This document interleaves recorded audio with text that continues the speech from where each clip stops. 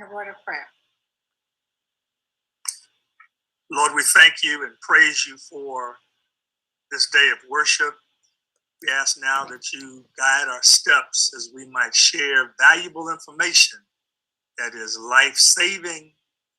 And we ask that you might use us, that we might reach as many as possible. In Jesus' name we pray. Amen. Amen. Amen. God bless everyone. Amen. One of my mentors told me to never underestimate the power of thank you. And so we opened this last in the three-part series of dialogues with heartfelt thanks to all who have made these encounters possible. First, praises to God who directs our steps, convicts us, and calls us to serve, and all those who have committed to follow God's direction. Bishop Clement W. Few, the AME bishop in this region, challenged the AME churches to set BHAGs, big, hairy, audacious goals. Presiding elder Roosevelt Lindsay caught that vision, then shared an idea with his colleague, presiding elder Alan Williams Sr. That meant claiming mustard seed faith and telling the mountains to move. What emerged was the Southern California Conference COVID-19 Task Force to collectively make a difference in the communities where AME churches serve and do ministry. Presiding elder Lindsay and presiding elder Alan Williams, thank you for taking servant leadership to the next level. And to the more than 55 churches in 8 counties plus Las Vegas, special appreciation. We mentioned the Mental Health Subcommittee led by Dr. Dorothy Bells Weber, the Media Task Force led by Reverend B.J. Thomas, the tech team with Reverend Rashira McCrae and Reverend Everett Fletcher as the backup, and Sister Allison Morgan. Let me not forget my home church board also. To every component ministry in Southern California Conference, thank you. To AMEs everywhere, other believers across the U.S., and those on 2 other continents with us tonight, your presence has encouraged us and created a new bond.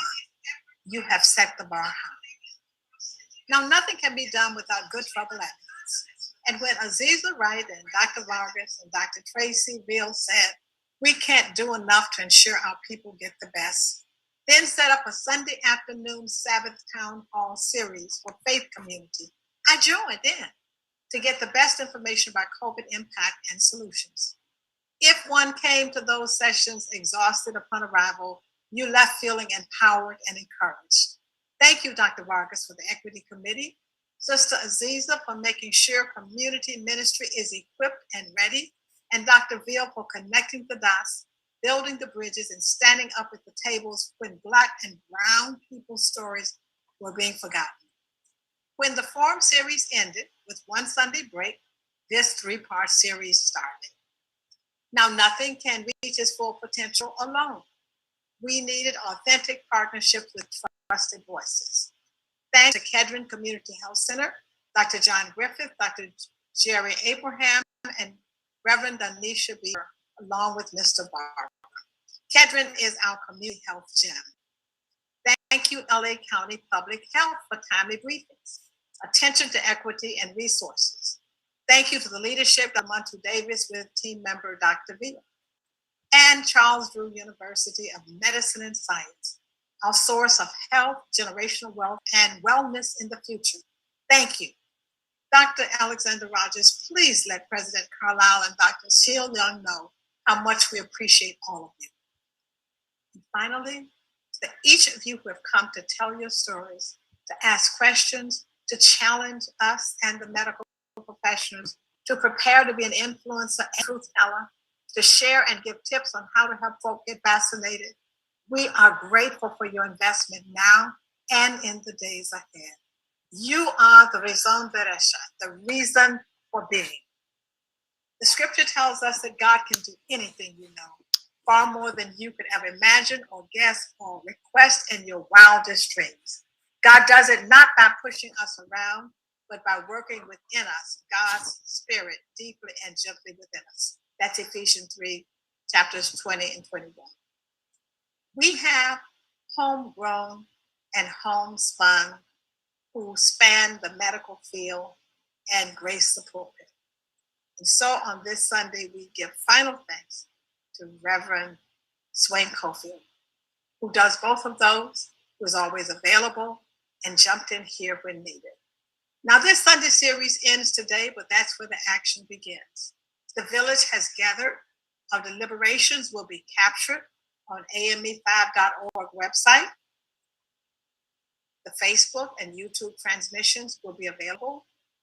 Take it, use it, do whatever you need to.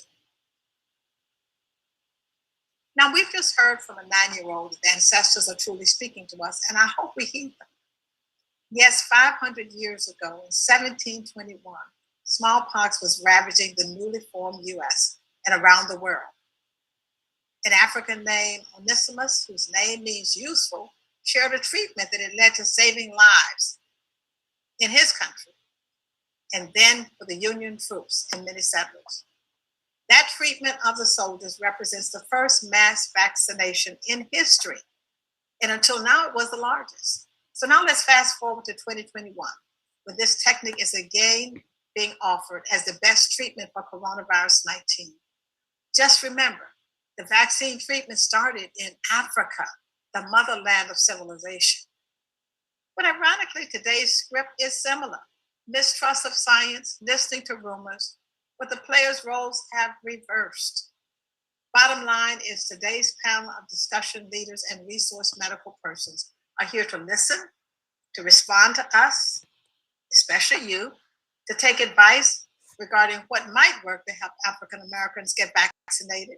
Yes, to learn while also sharing a phenomenal wealth of life-saving knowledge. As history repeats itself, let us interrupt the cycle of misinformation, myths, and being unvaxxed. So let's get started. I'll do that by presenting our guides for the day, our 2 discussion leaders. I'll start with, and so they say the youth will lead us, Mr. Christopher Maximus Morey. He's an 8th grade student at St. Elizabeth Parish School, a member of First AME Pasadena, a member of the YPD. Christopher said he enjoys playing flag football, and guess what? He is a video game developer. We also introduce to you Reverend Donisha Beaver, who is a program manager for Kedron Vaccine and executive pastor of Mount Calvary Baptist Church. If you're looking for vaccines for homebound persons, or you want to set up pop-up clinics, she is the go-to person. She says she adores ocean sounds, nature, both God's creations. It's yours, discussion leaders. Thank you, Ms. DuPont Walker. And to all participants, if you haven't already, please sign in with your name, your church or organization, and don't forget to place questions into the chat box. And use the raised hand icon to call attention to your question if you think it's been missed. A team is reviewing the audience chat for the resource team to respond.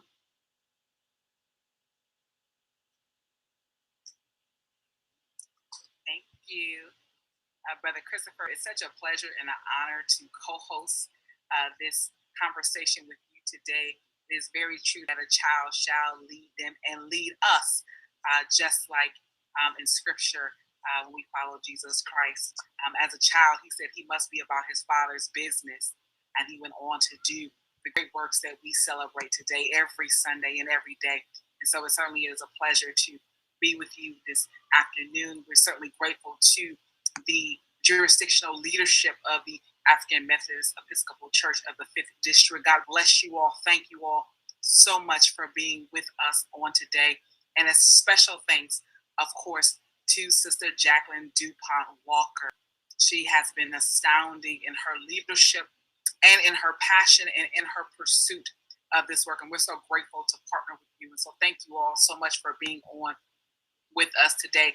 Again, as was mentioned, we have an exciting panel of resource participants on here who cover the realm in this space, who have been on the front lines, literally, figuratively, emotionally, physically on the front line, fighting against this COVID-19 pandemic. And we want to bring them forth at this time to introduce themselves. I'm going to ask Brother Christopher to help me in this, as well as we bring forth and introduce our panelists to you. We want to start by introducing the illustrious, if you will, Dr. Tracy Veal if you would introduce yourself, Dr. Bill, and give us comments in this opening time. Sure. Hi, this is Dr. Tracy Beal, and I am in charge of making sure that COVID vaccine equity happens in Los Angeles County. And this movement, as we'll call it, has moved across the nation, specifically as it pertains to Black folks getting vaccinated. So I wanted to share with you all today kind of where we are as a nation and where we are in LA County, because as LA goes, others go. So I don't know if you can see my screen at time. I will share it if you can. Can you say you can see it? I'll put it back on the screen so you can see it. But currently, where we are in LA is one thing, but where we are as a nation is also important. So in Los Angeles County, it looks great on the screen that we're at 76% of all our residents vaccinated, and we have about 91% of the seniors. What is disturbing is when we start looking at Black folks in LA County and across the nation. I will tell you what the state rates are. In Los Angeles County, Blacks and African Americans have the lowest vaccination rates. We're less than half of where we need to be. So we consider that somewhat of a crisis, because what we're seeing in hospitalizations and in the death rates right now, it is a high volume of Blacks in communities where we have vaccine access. So there's something else that we need to do in order to help people get to the vaccine. Because if this is the way it is now before fall, we're really concerned. I work with a lot of the undertakers who are now trying to forecast what's going to happen in terms of death rates, and they're pretty disturbed by it. So right now we consider this a crisis, even though 50% might seem like a good rate. And also when we look at below that, we look at the age groups. The younger population is only 60% vaccinated in LA County. And then we have a lot of transmission with younger kids and more pediatric cases than we've ever had. So it's concerning in LA, but I wanted to make sure people are aware this is just not Los Angeles County. When we look at some of the worst case scenarios in California, in areas like Kern County, which is part of the breadbasket, where we get most of the food in the United States through the Central California region, less than 30% of Blacks are vaccinated. Similarly, in Nevada, less than 30% or in the 30s are vaccinated. We look at Georgia, New Orleans, Chicago, and New York, where we have clusters of Blacks. They're in the low 40% vaccination rate. So we really do have a national list. So I tell you all that to say this is not just an LA issue, this is a national issue. And hopefully, since we have a coalition of folks on the call, they will espouse and go forth and help us in terms of getting people vaccinated before this continues to worsen as we look toward fall. The last thing I wanted to bring your attention to is that video that showed with the little 9-year-old at the beginning of the meeting. And part of the reason we showed you that is because in Los Angeles, we are self-declaring this as Black Vaccination Month, because we know if we don't capture people before it gets in the fall, that the death rates and hospitalizations are going to escalate. So I will send this out, because you can take that link, you can share that information, and there are other resources here that will also assist you, including some videos. So I'll close there, and thank you for having me today. Thank you, Dr. Bill. Always timely, always professional, always presenting us information that is happening right now. And so we thank you so much just for all the great work that you have done. You know, that you're truly, truly appreciated. Again, we want to encourage you to place your contact information in the chat as resources become available. Sister Walker mentioned those resources will be shared on the 5th AME website, as well as across AME district websites. And so we want to make sure that you have access to this most pertinent and timely information. So please make sure to put your name or organizational affiliation and your contact information in chat. Each one, we all need to be a part of this conversation and to connect our resources. Again, we're thankful for Dr. Bill being with us. And we also want to introduce our other panelists at this time and have them give their brief remarks before we go into the question and answer session. So if you do have a question, make sure that you put it in the chat. If you're watching us on Facebook Live or YouTube, make sure that you're putting your questions in the chat as well, and we will try to get to as many responses as possible. We're going to have Dr. Jerry Abraham, Program Director of Kedron Vaccines, also the promoter of vaccine equity in the city of Los Angeles, come forth at this time and give his opening remarks. Thank you so much, Reverend Beaver. Thank you, Dr. Veal. Thank you, of course, to our sister, Jackie DuPont Walker, who has championed so many getting vaccines in our community. When I look at those numbers that Dr. Veal has presented, we know that it has been a journey to get to those numbers, even though they're not where we want them. It really is a testament to everyone's hard work, everyone rolling up their sleeves and getting their vaccines, people rolling up both their sleeves and helping get their families, their communities, their loved ones vaccinated. And so I really do appreciate that. Again, Dr. Jerry Abraham, Director of Kedron Vaccines, South Los Angeles, where we have proudly vaccinated over 300,000 people in Black and Brown South Los Angeles. We're very proud of that testament and testimony of our work, our calling, our conviction. We will not leave our community behind. We won't let our community be left behind. We will take the time, the energy, the effort to reach those that are hardly reached by the healthcare infrastructure and the public health system. And so that's a big part of our strategy here in LA. In addition to everything else that Reverend Donisha mentioned, everything that Dr. Veal mentioned, I'll just say that I want everyone to hear loudly, resoundingly, vaccines are safe, effective, and free. They are for everyone who are eligible. And that is the message that I hope everyone on this call hears. And you take that message and you go back to your household, you go back to your neighborhood, to your workplace, to your schools, to your churches, and you remind everyone that, because we are all in this together. It is so important that we hear that. It is so important that you know you are making a difference. You can make a difference. This is now a preventable, communicable disease. That means it spreads from person to person.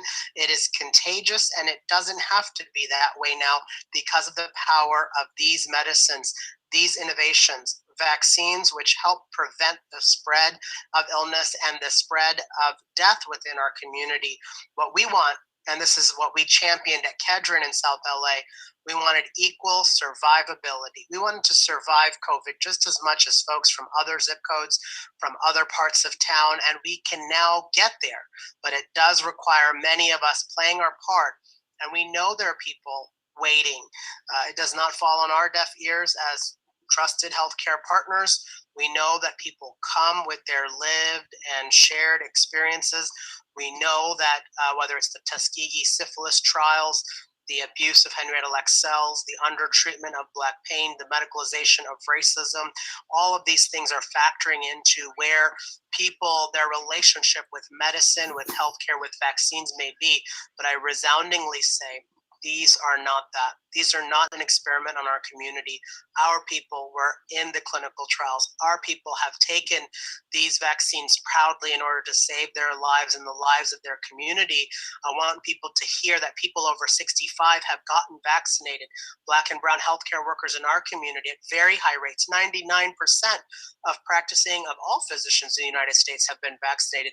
They wouldn't do that if they didn't know, in addition to hand washing, in addition to social distancing, in addition to wearing a mask, that vaccines are our most powerful tool of preventing death and serious illness due to COVID. So with that, I stand ready to answer any questions. We're so delighted to be here. Thank you all for playing your part. I know in many ways we are here with the choir. I know that you guys are champions, vaccine champions and ambassadors. We're actually here to encourage you, to support you, to cheer you on, because much of the work is not based on what we do as physicians, as nurses, as epidemiologists, as public health workers, but really it's the work and champions of our ministers, our pastors, our preachers, of our coaches, our teachers, of our aunties, our grandmas, our grandpas, all those who really are just as infectious as COVID and spread good news and good practices. And that's what we really hope that you all continue be reminded of the powerful role you play in promoting public health and health in our communities. So with that, I turn it back over to Reverend Beaver. Thank you.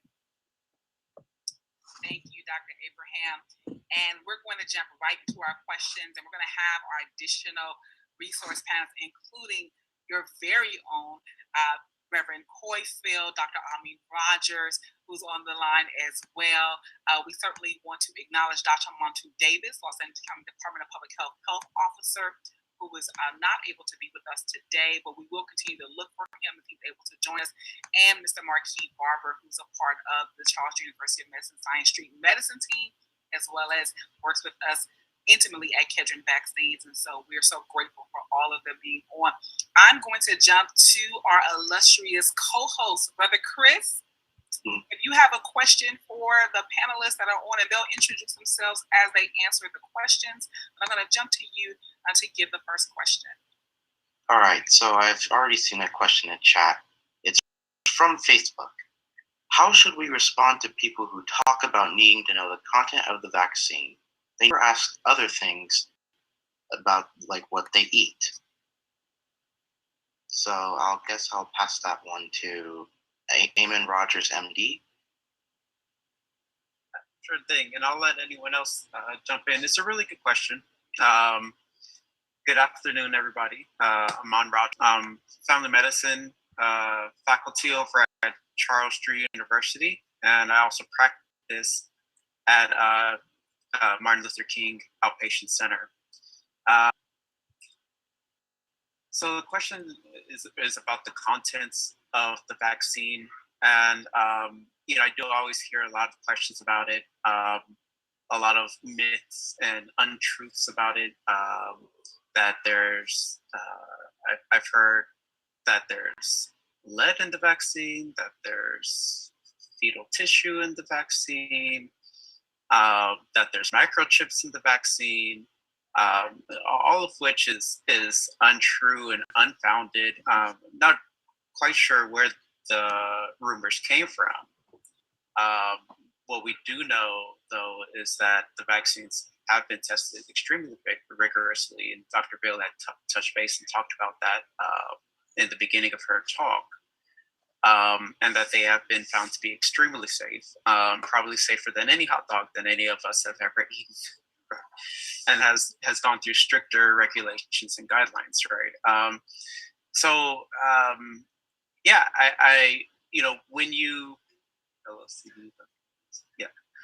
Whenever we talk about the vaccine, I think what we would just point to is the safety in the numbers, right? 12 million Los Angelenos at this point have received at least one vaccine, and the safety profile for these is extremely strong safety profile. I'll just add, and I know that I would definitely want to hear from Reverend Dr. Cofield on this one as well. I will build on what Dr. Rogers added when we talk about 12 million in Los Angeles, over 200 million doses administered within the United States, now 6 billion doses globally. These are the most widely spread used vaccines now globally. We have more data about the COVID-19 vaccines than we have any other medical intervention in human history. That is very powerful. So know that this is not an experiment. We're not in a laboratory. We actually have a lot of information now, and we're going forward. And so when we talk about the public health recommendations, a lot of that is factoring into how they're making decisions about who's eligible, when children can be eligible for vaccines. I'll build on what Dr. Rogers said. It's so important. I usually applaud right away when someone asks that question, well, what's in those vaccines? I say right away, white, black, brown, yellow, you have every right to ask questions about the healthcare, the medicine, the public health you are receiving. You need to be informed and educated, and I applaud you for that. And I remind them to use that scrutiny when it comes to our air and water quality, our food quality and safety. Just as Dr. Rogers mentioned, whether it's the hot dogs we eat or the chicken nuggets, those are the same questions we should be asking, and yet we blindly sometimes consume those things, and yet there's a different scrutiny here. And I know why, because these are new. There is power in the fear of the unknown, which is why we as a people of faith do come together, and with the information we have, prayerfully. We make decisions for ourselves, for our bodies, and for our families and for our communities. And that's really where we are here. What we know is that for the mRNA vaccines, those are lipids. That's basically a fat. And then in order to keep that molecule stable, sometimes there's some salt or some sugar molecules. And that's all that's in those vials. As Reverend Danisha knows, I go around vaccinating. I show people the medicine because I want them to see no microchip. You can't grow a tail from this. This isn't the mark of the beast. There are no magnets in this. I'm not magnetizing you. These cannot alter your DNA. None of those things are scientifically possible. Those are just not, those are all myths. They are lies, and those lies have killed people in our community, and we won't let that happen anymore. And so it's just like the gospel. We're going to shed some light.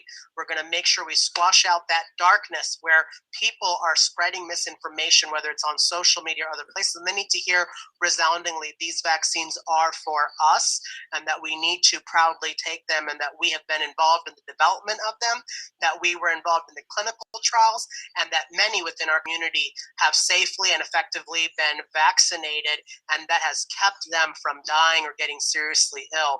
But in general, I want people to really understand, yes, great questions. These are medicines that we use. We use vaccines throughout our whole lifetime. The power of vaccines throughout human history. We don't see smallpox anymore, eradicated because of vaccines. Polio, we do not see in America anymore. Chickenpox, a rare event. Measles, mumps, rubella, Tdap, tetanus, diphtheria, pertussis. When we look at the HPV vaccine that prevents cervical cancer, hepatitis B and A vaccines that prevent serious liver complications, including liver failure and liver cancer, those that get the flu shot and the pneumonia shot every year, how many seniors' lives have been saved in nursing homes and other settings where they would have been vulnerable to the flu and pneumonia had it not.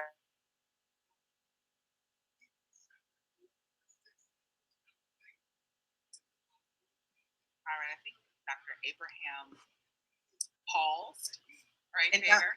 And Reverend Beaver, this is Dr. Veal. I did put the ingredient list for all of the vaccines in the chat so people know we do distribute that, and it's very transparent on what ingredients are in the vaccines.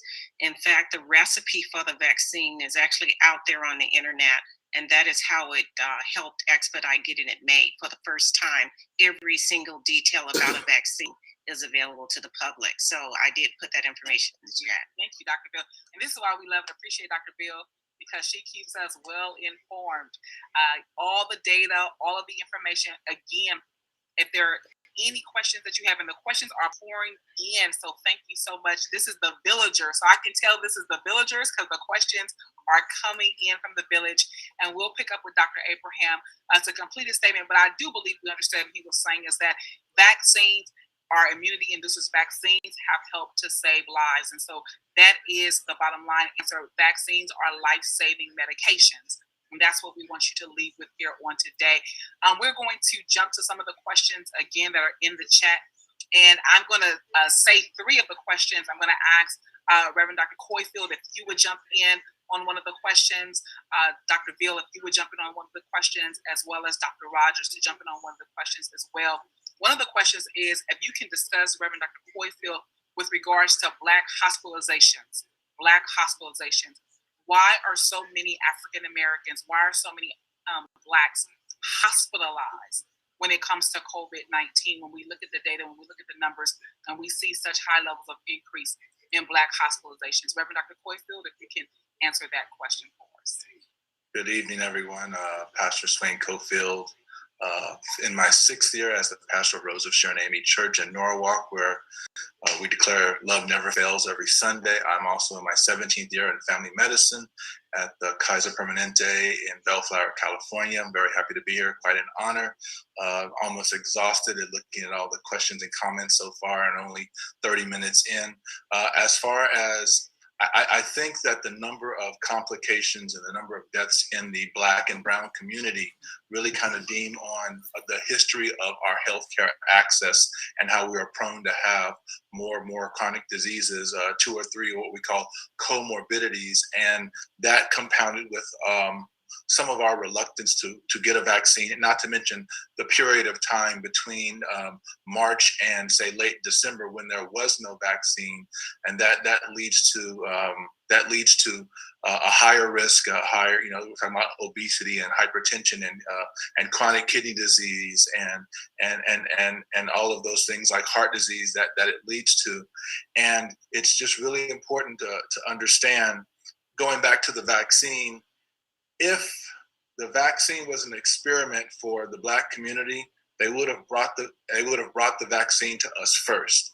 And there's no secret that affluent communities and young people were dressing up like old people in affluent communities trying to get the vaccine before us. And so if we keep that in mind, and now that we do have access, for example, at our Bellflower building, I just talked to someone at 1:13 p.m. on Friday when we heard our medical director finally say that the people that got Pfizer could get their third dose over 65, that they had 2,000 doses per day, and they were only giving out about 500, 600. So the doses are there. They are all around. They're around every county, but it really does come back. I think it dates back to all the suppression of the lack of healthcare access, the lack of healthcare screening that has led to chronic diseases, and that after those who get COVID, it leads to higher risk of complications up to and including death. Thank you, Dr. Coyfield, Pastor Coyfield. We certainly thank God for you today and that response. We're going to jump into another, we'll call this rapid fire Q&A time. And Dr. Ville, can you talk about the importance of community health workers in this space? And so when we talk about our faith-based communities, even here on today, the COVID-19 task force of the 5th District of the AME, these are lay leaders, community health workers who really play a critical role in getting the right information out when it comes to health literacy and health education. And so can you talk about the role of community health workers in helping address and mitigate the myths and debunk the things that we're hearing when it comes to COVID-19 education and outreach? So I think the most helpful I've seen so far are youth ambassadors and actually in a ministerial community where people go, where they used to go and see the sick and shut in. They're going out and canvassing the communities. Some are setting up, like you see the Girl Scout cookies or Boy Scouts at the stores. They're setting up tables and literally just answering questions. We have them at all kinds of produce markets and swap meets. And we even have people that are at the Salvation Army and Goodwill, where a lot of people are getting clothing right now. So we tell people the best way lay people who want to help us with the vaccine can is to talk to other people, because there's still a lot of questions, and people talking to other people, whether it's their neighbor or somebody else, is extremely valuable. It takes 3 to 5 times for people who've had a lot of misinformation to believe in this. So anyone can talk to others about their experience, and that's extremely helpful. Thanks. Thank you, Dr. Ville, for that question. I'm going to have Brother Chris jump back in right after this question. But to Dr. Rogers, can you talk about what is a clinical trial? What is a clinical trial? So when we say that the medications have went through a series of clinical trials, can you give that to us in layman terms that every person would understand what a clinical trial is and why clinical trials are needed for the development of vaccines or any medications for that matter? Sure. Yeah. So there's several steps and several flavors of clinical trials. The first step with the clinical trial is the question of, is it safe? Does it cause any harm? All right. Before even getting to effectiveness and benefit, is this medication that we think that we would like to administer to the public, what is the safety profile of it? Okay. So that's phase 1. Okay. Phase 2, and in phase 1, you get, in a randomized control trial, you get 2 groups of people who get the vaccine, people who do not get the vaccine, they get an injection of saline, and then you observe for any side effect profile and determine whether the vaccine is safe. All 3 vaccines that were used in the US have passed that trial. The second trial, we then determine the efficacy of it. Okay, after the vaccine has been administered, we're then observing between those who got the vaccine and those who did not get the vaccine, then which ones of them got infected, which ones of them got hospitalized, which ones of them died. And we saw that there was a drastic improvement in survivability in the group that got the vaccine. Okay, drastic improvement in protection against getting the infection, drastic improvement in preventing hospitalization. Okay, so we saw that this was, in truth, one of the best or strongest vaccines that we've have created, in the history of creating vaccines. So that's phase 2. Phase 3 is the ongoing maintenance and monitoring of the vaccine long-term safety profile, and making sure that even as we begin to vaccinate the public and the community, that we're still monitoring for any abnormalities or any side effects. And so we are constantly, even as we continue to vaccinate the nation, still monitoring for any abnormal side effects, still monitoring for any adverse reactions. And as Dr. Abraham, Dr. Beal, Dr. Cofield has said, the safety profile for these vaccines has been very strong, and with side effects being very minimal. But the benefit of prevention against hospitalization and death in particular has really been wildly successful. Thank you. I'm going to jump over to my amazing co-host, Brother Chris. He's going to lead us in the next series of 3 to 4 questions that are being asked through the chats on Facebook, YouTube, as well as what we're receiving by Zoom. So, Brother Chris, I'll turn it over to you for the next set of several questions. Thank you. And for the first question, I already put this one in the chat. What exactly does the vaccine do in the body, and how does it react with regular human cells? And I'll give this to anyone on the board who wants to answer. I'll step in really quickly, and then if anybody else wants to add, basically this medicine shot in your arm is being deposited in muscle cells. And then within the muscle cell, basically these vaccines are a vehicle. They're basically a car. In every car, there's an engine. So here we've got information. There's information in the vaccine. We're putting that information. Now that may come in different vehicles, mRNA vaccines, Pfizer, Moderna, or a viral vector vaccine, Johnson & Johnson. You may have heard of things like AstraZeneca. So they go and get deposited just like any other vaccine. And then within the muscle cell, we're using the machinery in your body to recognize this information, this message, and then your body starts to mount a response, producing antibodies. That may be why you feel sometimes pain, tenderness, swelling at the site of vaccination. There may be why people feel this reactogenicity symptoms, where you may feel feverish or body aches or chills, because your body's doing exactly as it ought to, developing that immune response. When COVID comes into contact with our nose and our mouth, then we have these troops, the foot soldiers, the cavalry that your body can recruit to make sure you do not have a systemic response, systemic infection to COVID-19. So really, you're mounting this response, this defense, these, your own cells, your own proteins, antibodies, and they recognize and they kill and end COVID-19. And I'll just add, I see the concerns about breakthrough cases. We hear the concern about people who still get COVID despite having been vaccinated. And so what we can tell you about that is these vaccines are still developing those antibodies. And they really prevent you from having that systemic response. But there are times where the vaccines sometimes spread beyond that. And really, because you have the vaccines, they provide you have a more mild response to COVID-19.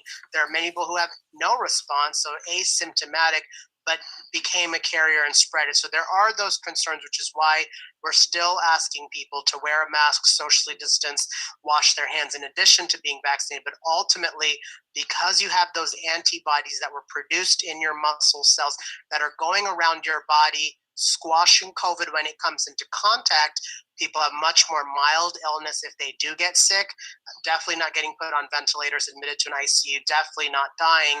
That's very important that everybody hears that. Thank you.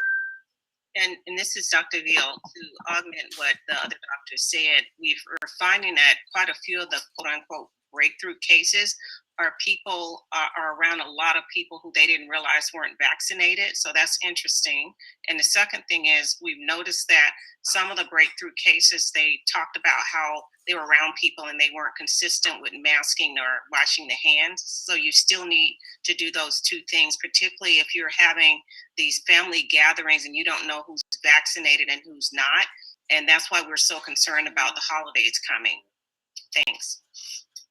All right, and I see another question. So, what is the risk for going to a open football game, i.e., a Dodge or Rams game?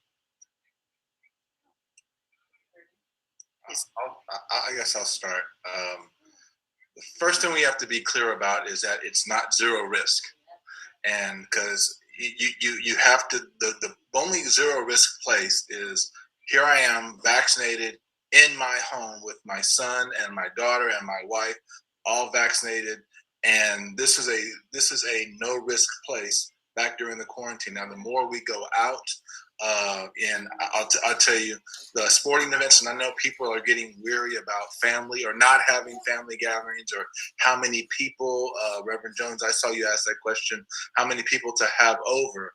But it's more important to understand that we're not zero risk. People know that they're not welcome in my house if they're not vaccinated. So yeah, you may have whatever gatherings you wish, but you can't come over here.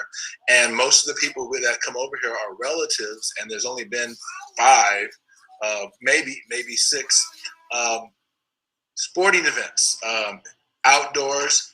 Probably less risk, but not zero risk. And you have to be wary about the foods and the drinks and the yelling and the screaming and the emotions. And, right now, as we speak, around I guess 4:15, 4:30, football games are ending, and people are in stadiums and they are high-fiving and hugging total strangers. And so you can't say, oh, this person looks fine, this person looks fine. People have opened up school districts that do mass COVID testing, and there have been more asymptomatic positive cases than symptomatic cases. So first thing, there is no zero risk, and the larger the event, indoors or outdoors, watching your contact and keeping your mask on, I strongly recommend. Just remember it's not zero risk, and just keep your distance if you want to celebrate. Personally, I am holding off. Many of you know I'm a big Chiefs fan, not a good year so far, but I tell you, I'm holding off on buying tickets to 3 particular events because I'm watching the behavior of other people during the first 3 weeks. That's all I have for now.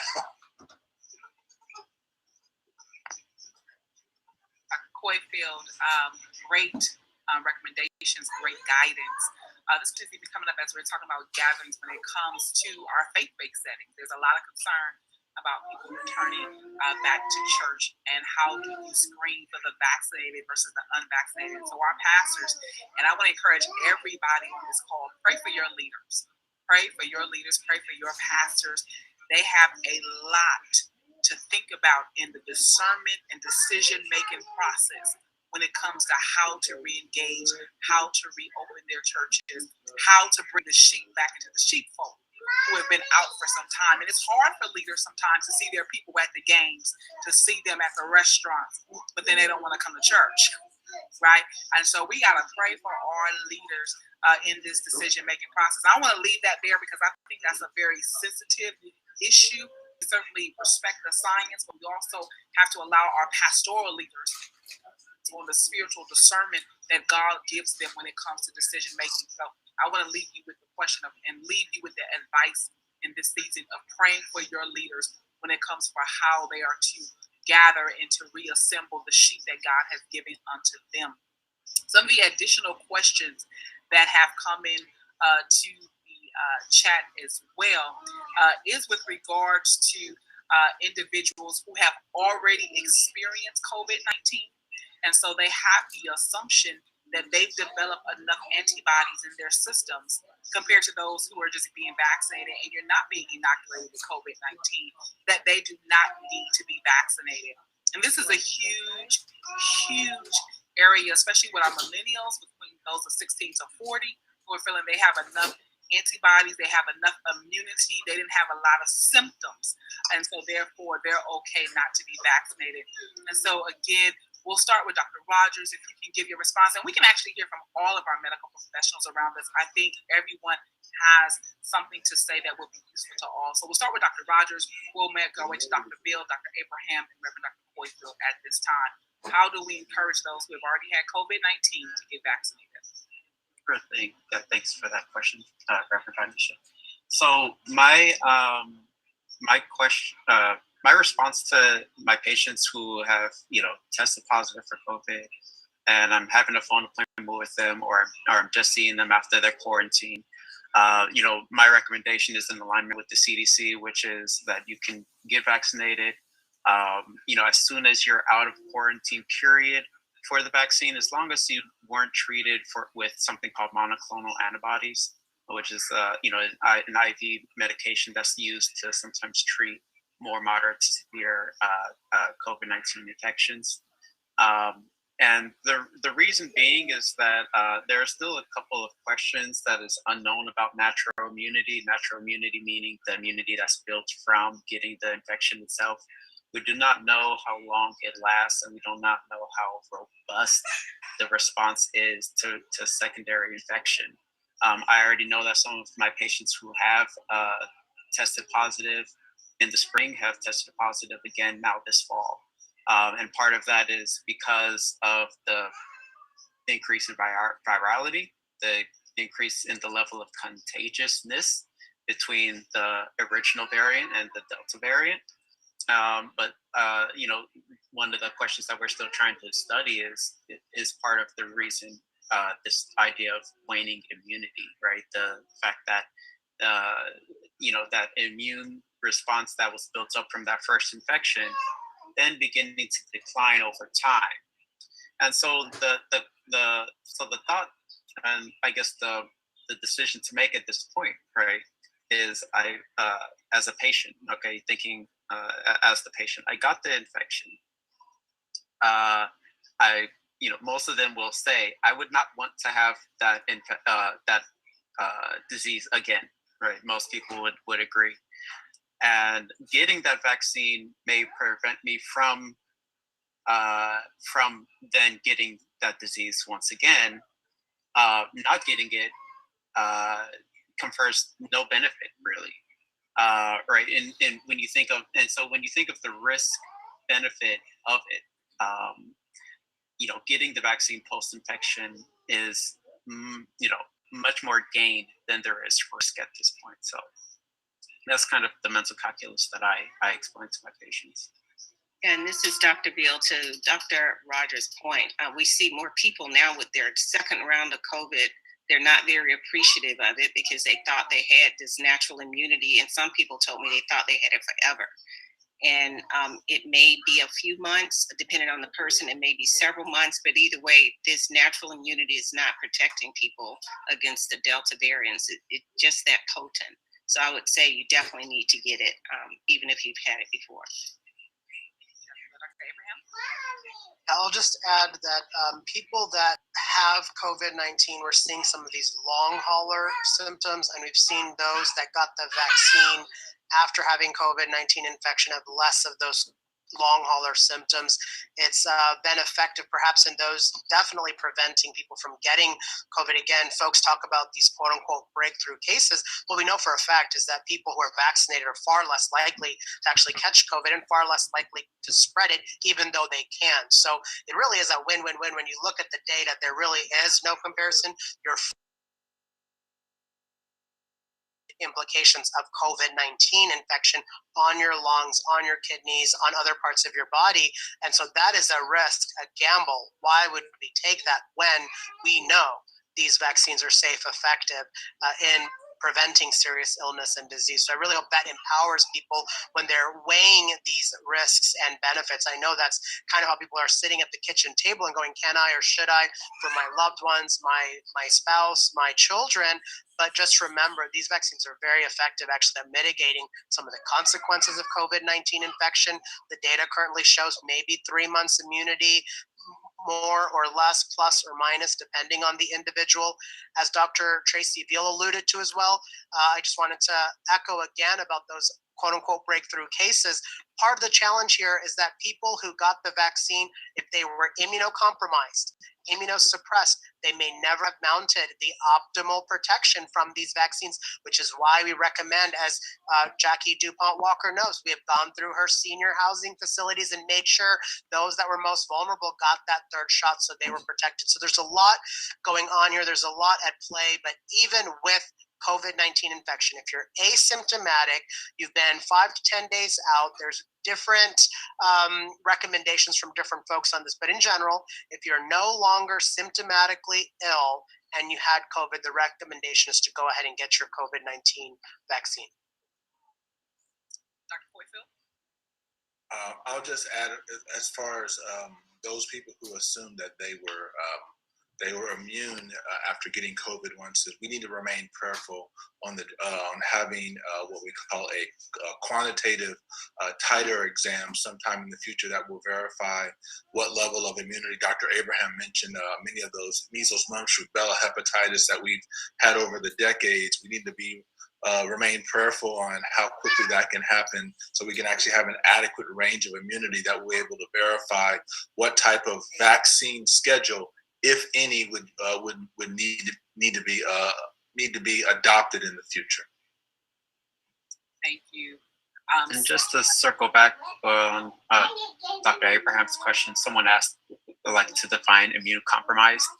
And so immunocompromised is where you have a weakened immune system for one reason or another. So for the indications for a third dose vaccine, right, that think of people who have rheumatoid conditions like lupus or rheumatoid arthritis, or HIV positive, or have cancer and actively undergoing treatment, or they have a transplant, people who are taking steroids. That's right, Dr. Cofield. So, and a whole host of other medications. So if you are taking some pretty complex or unique medications, ask your doctor, hey, are any of these, compromising my immune system? Do I need to be thinking about third dose? And should, is the third dose a good idea for me? And yes, that's right. Dialysis would also, qualify you for a booster. Another point I really wanted to add quickly, Reverend, was that in addition to everything that Dr. Rogers just mentioned, because you guys are equipping yourselves with the information, the facts, the knowledge that you can go out there and be vaccine ambassadors and champions, it's very important that you know when it comes to vaccines, the vast majority of people that have side effects or complications, adverse events due to vaccines happen within 24 to 48 hours of the vaccine. Those people, the vast majority, have serious allergic reactions to ingredients in vaccines. Then the remainder have their effects within 6 to 8 weeks. So long term, when we're talking to people, when we think about these vaccines, when I talk about safety, it's because they really are. And we've had now well over a year of people having had these vaccines, and now with FDA approval, I hope all that information empowers people to make the right decision. Thank you. Just before we go to the next question, and I'll turn it back over to Brother Chris, someone asked, is asthma, we know that COVID-19 is respiratory in nature. They would like to know, is asthma considered to be immunocompromised? You can get a 1-minute answer to that question. Dr. Rogers, Dr. Abraham, or Dr. Poyfield, is asthma considered? Yeah, so I think that asthma would probably fall in that category of moderate chronic condition. And so right now the CDC is still deliberating, but I think for 65 and older, if you had asthma or COPD, the answer is yes, we're going to give a booster. For asthmatics and COPDers who are younger than 65, they're still discussing, still contemplating whether booster is right for that population. Thank you. I would add, let me add real quick, because in the level of electronic medical records, we do a lot of clinical coding, and there's mild intermittent asthma and there's severe uncontrolled asthma, and I do believe that anyone who has moderate or severe uncontrolled asthma, if they came in kicking and screaming, asking me for the vaccine, I would fully support it, because that will definitely keep that particular person who may be using albuterol 2 or 3 times a day above and beyond everything else they're already taken. It will save a hospitalization and definitely save a life. That's one point, Dr. Cole. Thank you, Dr. Coyfield. I love this dialogue amongst all these medical professionals. I hope that you do too. We are at our time. However, if you are interested in this conversation continuing for the next 20 minutes, if our panelists are available, if you can please raise your hand using the raise your hand feature in the Zoom if you would like for us to continue. We do have some questions that we have not answered. You can type yes in the chat as well. Type yes in the chat on Facebook Live. Type yes in the chat on YouTube. Give us a thumbs up that you want us to continue forward. Hands. Amen. So, and if you can't raise your hand, just do this in the screen. We know that means yes as well. Okay, so I think there is a resounding yes. And to our panelists, if you are available, we would like to continue this conversation for the next 20 minutes or so, just to get these final questions answered. A question came in to me via direct message, and it had to do with COVID-19 testing, and particularly if people are receiving false negatives where they're actually testing and then they get a negative result. And if they retest again, they're actually positive. And so if to our medical professionals, as well as Dr. Veal, who's very hands-on with this knowledge as well, if you can talk about the process of testing, the standardized process between the PCR and the antigen test, as well as rapid testing, and how we defer with those tests, and what they mean in terms of someone actually is positive, but they got a negative result at one particular place, and so then they're moving around, but they're actually COVID-19 positive. Someone can speak to that. Reverend Danisha, a quick little interruption here. I don't know if Dr. Tracy Veal is still on, but I definitely would want us to just circle back to that last point about who's eligible for those third shots and the boosters. And I just want to remind everyone, just like this ongoing exchange, there is a discussion that is going on between the Food and Drug Administration, that approval process, and the CDC. Within the CDC, there's an advisory committee on immunization practices that makes recommendations, and then there's the director. So what you saw play out this past week was that the FDA approved booster shots for people over 65, and there was talk and some recommendations unofficially made that people at higher risk, that may include healthcare workers, teachers, grocery store workers, and others, and those with these moderate underlying medical conditions, that went to the CDC, who actually tells us, doctors, nurses, healthcare providers, what to do, or their recommendations, and they had a discussion on it. Ultimately, the director of the Centers for Disease Control and Prevention, the CDC director, did recommend booster shots for everyone over 65 and those with risk factors. So this goes back to what Dr. Cofield mentioned. Please have those conversations with your trusted healthcare team.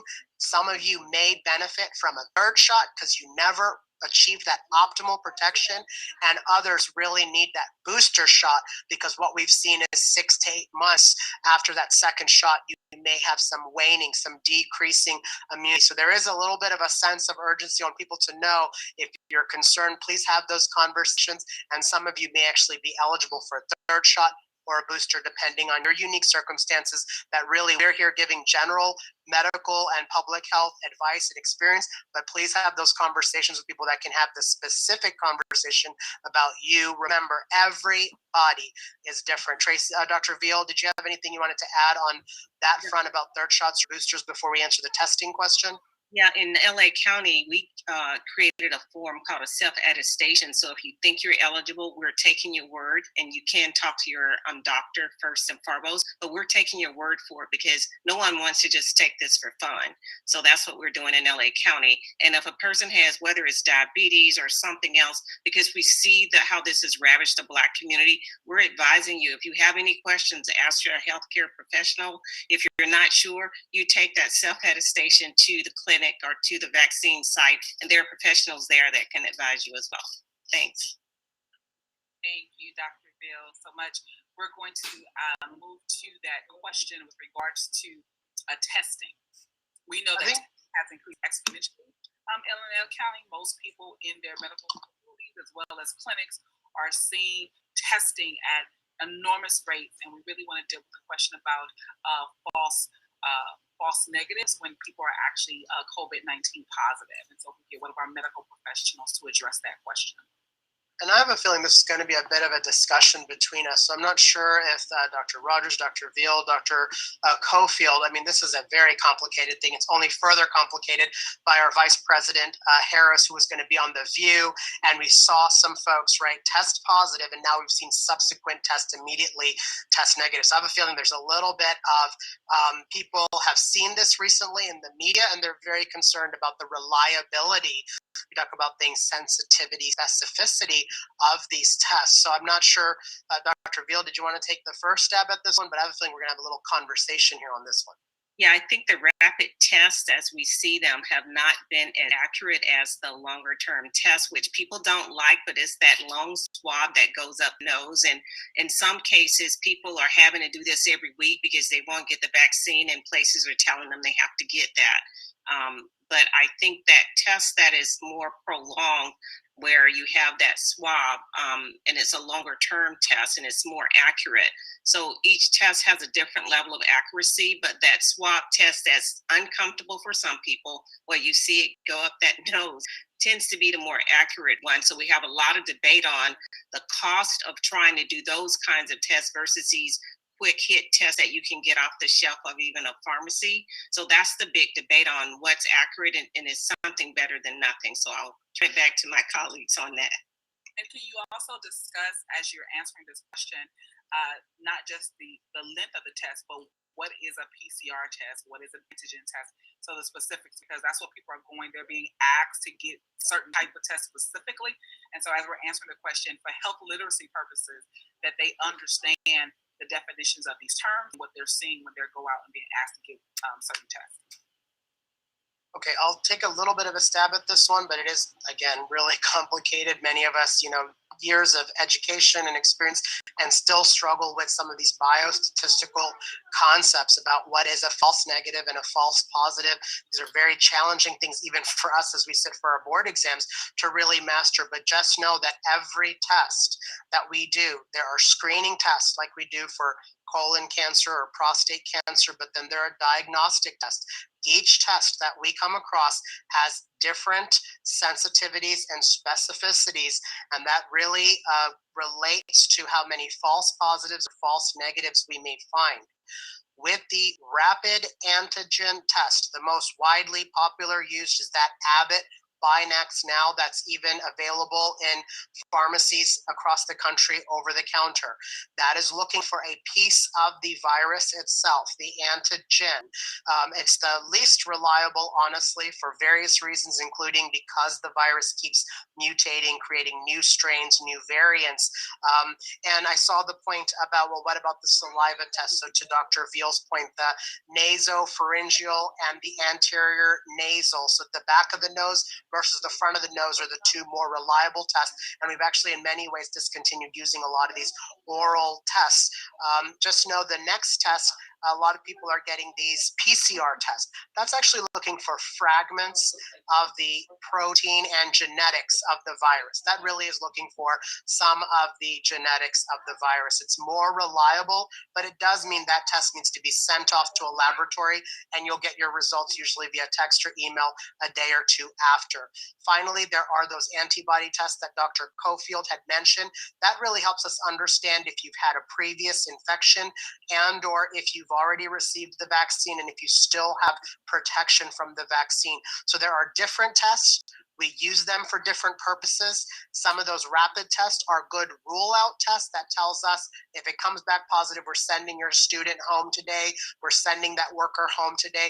Kind of gives us a little additional information, even though it's not the most reliable. Those PCR tests that you need 72 hours before travel, or people need weekly to go to school, weekly for work, those are a little more reliable. That really helps us say that we can continue with our layering effect effect of protection in our workplaces, in our schools, part of our layering, in addition to good ventilation and air filtration systems, in addition to the masks, in addition to the distancing and the hand washing and the vaccines, part of that is testing as a part of a strategy. And all of that together is keeping us all safe and protected from COVID-19. Lastly, those antibody tests, much more difficult to access, requires your healthcare worker physician order. You need to go and actually have blood drawn like you would any other labs, and that gets sent off.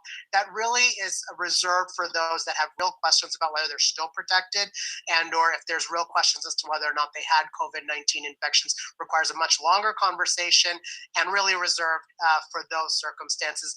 And as Reverend Dr. Cofield mentioned, we are prayerfully hoping that such a test does become more readily and more widely available, because that might help us discern better who really needs more protection, another boost, etc. And just to tack on to what Dr. Veal and Dr. Abraham have been saying, you can think of the antigen test as, think of it as Dr. Abraham saying, are any fragments of the COVID-19 virus observed or not in this test? That's the one that takes about 15 minutes, right? It's a swab in the nose, just in the front part of the nose. It takes about 15 minutes, and the solution will change the color if they detect the virus or not. The PCR test is not that far off from the antigen test, except we use a series of chemical processes that amplify the signal, that allows to be able to detect it with greater precision and accuracy. And so the PCR test is the one that takes 12 hours to 48 hours before it gets back to you. That's the one that was more frequent in the very beginning of testing, whereas the 15-minute rapid antigen testing is a lot more prevalent now. And so for that reason, you're looking at either an unamplified signal or an amplified signal. Essentially, you can think of it like that: the volume cranked up, and you're trying to listen in, see if the virus is there or not.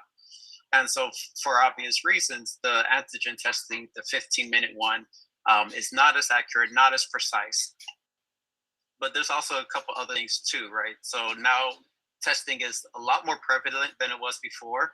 We were actually at the very beginning very selective of who we were giving the testing for. So when we were testing somebody, we already kind of had an inclination that we thought, hey, I think that this guy has COVID. Now we're testing anybody, even if they have the slightest abnormality, a tickle in their throat, a twitch of their ear, whether that may be a common or characteristic symptom of COVID or not. But now with the increased volume of testing overall, we increase the number of false positives. And so that's just kind of a statistical, characteristic of how tests work. It kind of is two-part. Well, I'll say three-part. Part one is that we're now using a test that is, in the 15-minute test more often, which is less sensitive, less accurate, less precise. We're using it more prevalently, which increases that chance of false positives just by statistical fact.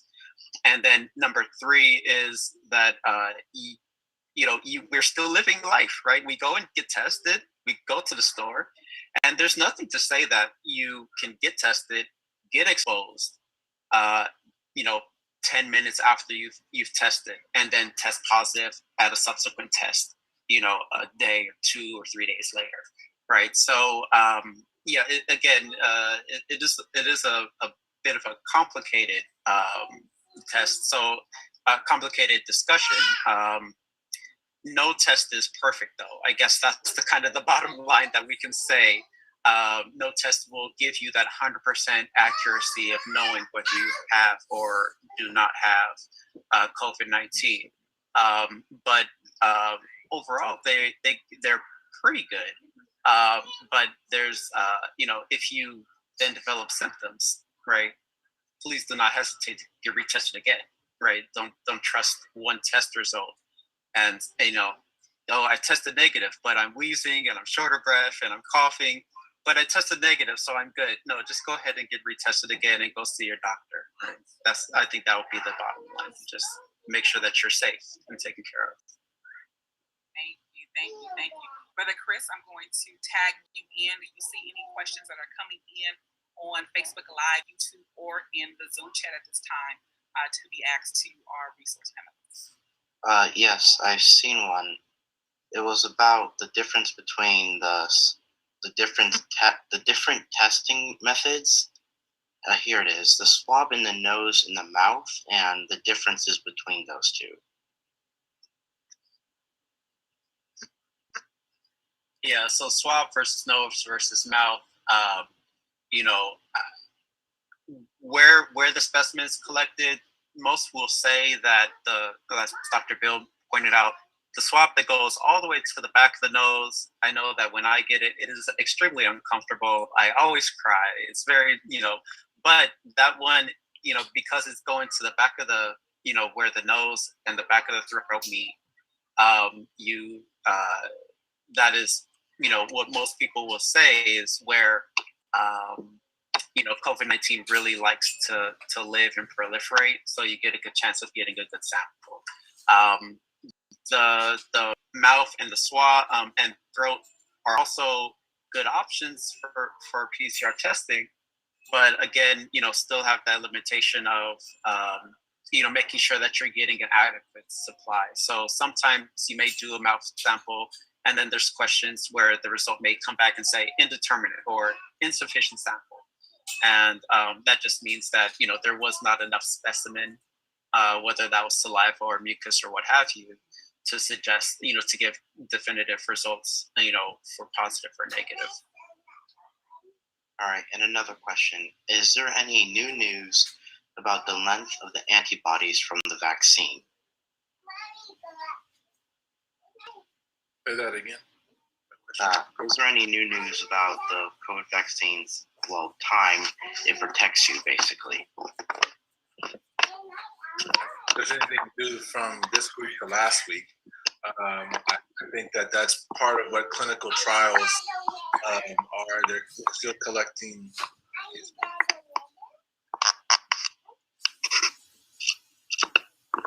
We're still collecting data from people in clinical trials, those who've been infected.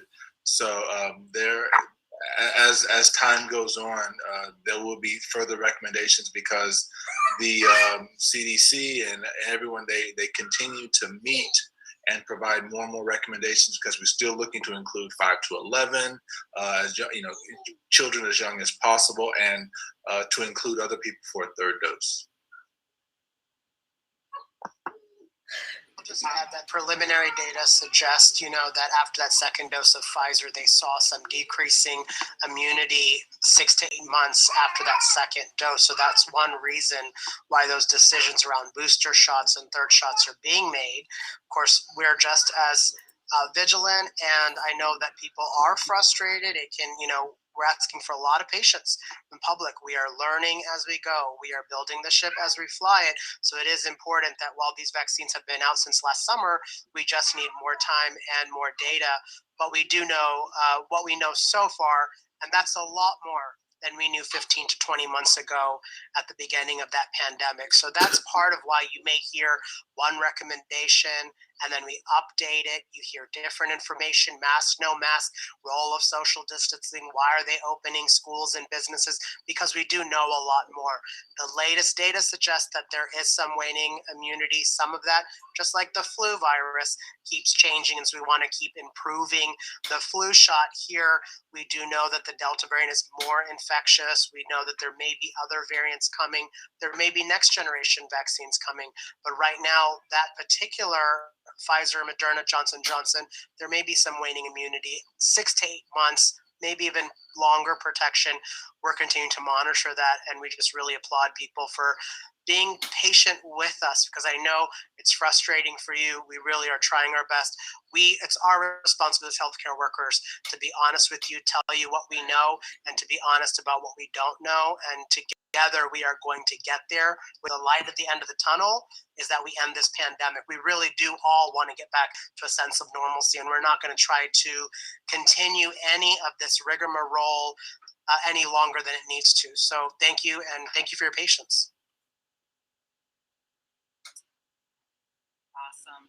Thank you all so much for your great responses. And I know tonight we have really come with some hard questions, but I think it's very, very important because we're actually going into another season of dealing with COVID-19. We thought we would be at that 70% herd immunity and things would be shifting and changing. And now we're even hearing about the new variant that's out in Los Angeles County now, and just the continual shift in this process. I do want to talk about, or someone from the resource panelists to ask the question about co-administration of vaccines. We are approaching flu season. And so we're talking about those who are getting their COVID-19 vaccine as well as their flu vaccine. And a lot of people even have asked me or been concerned because they do get reactive genesis from the flu vaccine as well. And so should they wait to get their flu vaccine and wait a certain period of time, then get their COVID-19 vaccine? Can they be administered together? Can you please talk about that as we now approach flu season? And I see the hand of Reverend Dr. Coyfield. We'll have him go first in this response, followed by Dr. Abraham and Dr. Rogers. Yeah, sure. I'll keep it brief. I know that when we first began to administer vaccines in late December, January, all the way through March, April, they were saying no vaccines 2 weeks before, 2 weeks after, and then the recommendation of co-administration, and we're talking from flu vaccines to tetanus, diphtheria, HLR, pertussis, MMR. Not MMR. It's a live vaccine. But co-administration was safe. We have people in vaccine drives and health drives this weekend in Linwood and Cerritos and Bellflower and Downey right now getting co-administrations. But that change occurred around I think it was May 2nd, May 3rd, and I haven't heard. I have a small panel compared to the total number of Kaiser members in Southern California, but I haven't heard of any major reactions or any at all to report. Dr. Abraham? Yeah, I'll just add that in the County of Los Angeles, we are co-administering vaccines currently, flu and COVID-19 together. And to that point that Dr. Cofield mentioned, some of the older vaccine technology included live bits of vaccine or live virus, dead virus, using a vehicle to get the information in. And so when we talk about these newer technologies, they're actually newer and safer and better and more effective. So new doesn't always have to be scary. New can be next generation, just as we've seen cancer treatments improve over time, people living with diabetes and blood pressure better. Likewise, vaccine technology has evolved. And so that's why we can do things like co-administer the flu vaccine and the COVID-19 vaccine, because in many ways, these are much safer vaccines than the earliest vaccines that we were using decades ago. Dr. Veal, did you have any points you wanted to add from the Department of Public Health's perspective on flu and COVID? We get concerned about people not getting the flu shot because they're saying, I just want to get the COVID vaccine. The problem we have now, those big events you're seeing, the football games and all those things where people are not wearing masks, we're very concerned that we're going to have another questionable flu season. So the unmasking, particularly because people are traveling between states where they're not masking, in schools and counties where they're not masking, we are advising people to get both and get them both at the same time to make sure you get them, because a lot of people want to go and get one vaccine and don't want to go out and get a second one. So just get them both when you can get them. Thanks. Awesome. Dr. Rogers, I'm going to continue in this vein. And then Dr. Veal, I want you to talk about the new health officer order that just came out about the emergency quarantine, just so that everyone is updated with regards to that. But for Dr. Rogers, can you talk about childhood immunizations? And so we do understand that a lot of children are behind in their childhood immunizations. There are now requests to do COVID-19 vaccinations in addition to doing childhood immunizations and getting our students back caught up with their regular immunization schedule. So can you talk about that? Because a lot of parents are expressing concern about doing all of those vaccines at the same time as well? Sure. Yeah. So just as my colleagues have said, county policy is co-administration is okay and safe. And so from a provider standpoint, I'm okay as long as the parents are okay with giving both for them at the same time. Now, if the parent is, if they are hesitant, they say, hey, I want my baby vaccinated against all of the things that we can vaccinate against, but I don't know how I feel about, one versus the other. Hey, let me just meet you where you are. I'll vaccinate you. I'll vaccinate you for whatever you guys want to be vaccinated against. But if you're trying to pick one to start with, then I would probably start with the COVID-19 vaccine, just because we're in the middle of a pandemic and the prevalence rate in the community, the rate of infection in the community is high. And then, come back a week later or a couple of days later and get the remainder after that. Thank you. Dr. Bill, can you talk about the new county public health officer order with regards to emergency quarantine that was just released on Friday? You're muted, Dr. Bill. Thank you.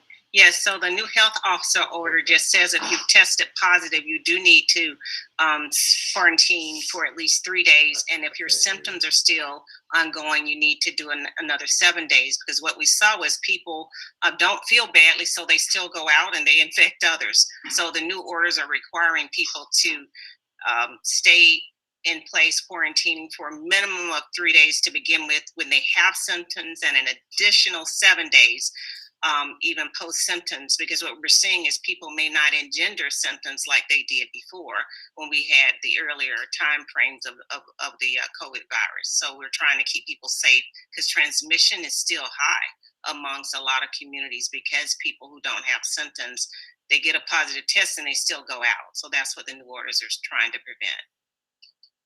Thank you, Dr. Bill. And to all of our resource panelists, thank you so much. We could not say thank you enough for your time, for giving your talent, for giving your testimonies, and for giving us your absolute treasure that God has given you, which is the gift of your hands and the gift of your minds to help us be a better community. Thank you to my co-host, Brother Chris. If you have any comments as well, and then we'll turn it back over to Sister Walker for our closing remarks from our 5th District leadership. Currently, I do not have any comments. I just want to say thank you to all the people who have attended this and who have decided to get educated on this major pressing issue. We are all in this boat together, and I'm glad that everybody wants to know and wants to reach out to other people who might not know to get their COVID vaccine. This is very important that not only do you get educated, but you educate others who might be on the edge, who might be like not wanting to get the vaccine, or who might just decide to just stay safe by masking. It's important you educate them that this vaccine is safe and that it is effective and that doing it can save other people's lives. Reverend Dr. Clifford, I see your hand. If I could take what I could probably take for 5 minutes and say for 30 seconds for everybody, look up a report called the Belmont Report. It was from the late 70s. It stemmed from the injustices of the Tuskegee experiment, and with regards to the general principles of a research trial, respecting people. It was beneficial for people, and it was judicial. If go Google it, you can spend hours looking at it. It's called the Belmont Report. I think it was published in 1978 or 79. And I could go on, but I promise you 30 seconds. No problem. I think all of us on here, minus Brother Chris, have had to read the Belmont Report to do our city health collaboration test every year. So, but it definitely deals with equity in research and equity in the work that we do. And so, again, we thank you all so much for joining. We're going to turn it now back over to the phenomenal Sister Jacqueline DuPont Walker for organizing this with her leadership tier, as well as the 5th District of the African American Methodist Episcopal Church. Thank you all so much for having us. Sister Walker, it's in your hands. Thank you, Reverend Denisha and Brother Chris. This is done so that you can take action. We hope that you will take advantage of pop-up clinics, any testing that's needed. It's important to remember Kedron and Charles Drew. They are ready to serve in LA County, and we'll help you find the counterparts in the county where you live. So if you're in San Diego, Orange, Ventura, Riverside, San Bernardino, Kern County, and Clark County in Nevada, in the 5th District, we urge you to get involved. Remember all of the precautions, but more than anything else, this is a call to action. The village is now equipped. We're ready to go. And so we are happy to welcome to give us our closing benediction, Dr. Paulette Coleman, retired general officer from the AME Church, after which we will have the testimony of our 9-year-old talking about Mr. Onesimus, and then we will leave in our normal fellowship manner. Thank you so much for taking this journey, and we look forward to the days ahead as we act on behalf of our community. Dr. Coleman. Thank you very much, Sister Walker. Gracious God, Creator, we thank you for this gathering, but more importantly, God, we thank you for the information that has been given to us. God, help us to have discerning ears and spirits and hearts and minds. We thank you for each of the participants. Dr. Cofield, Dr. Abraham, Dr. Veal, Dr. Rogers, Reverend Miss Beavers, and Brother Morey. God, we just thank you for their willingness to share. But God, this is just the beginning, because as we have been challenged, we must go forward and act. We must act with grace and love. We must be patient with those who don't understand and who have not been empowered and enriched enough to do the right thing. God, we ask forgiveness for our selfishness. We ask forgiveness for our false notions of liberty. And God, we thank you that you have given us this notion of love and community, where we are indeed our brothers and our sisters' keepers. And it is in that vein, Lord God, that we ask you to strengthen each and every one on this call and in this Zoom meeting, and that you would empower them to go and spread the word that we all have to be vaccinated. We all have to practice impeccable hand hygiene. We all have to practice social distancing. We all have to perhaps give up going to the football games or whatever. But Lord God, you are in control and in charge. And because of that, we are comforted to know that we will get beyond COVID. We love you, we honor you, we bless you, we praise you, and Lord, we are answering the call to act during this pandemic. In the name of the Most High God, we pray, amen, and thank God.